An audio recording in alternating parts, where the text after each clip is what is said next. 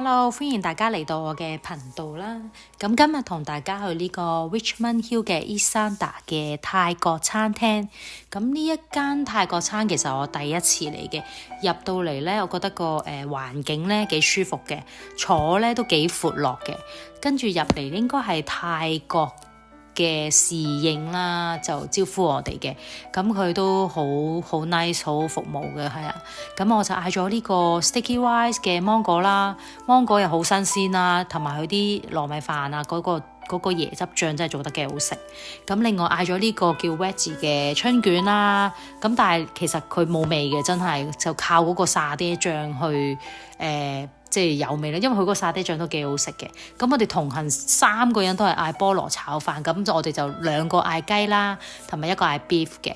咁其實佢呢個炒飯呢，佢嘅味道呢係幾好食嘅，真係係啦，即係我覺得炒得唔錯咯，係啦。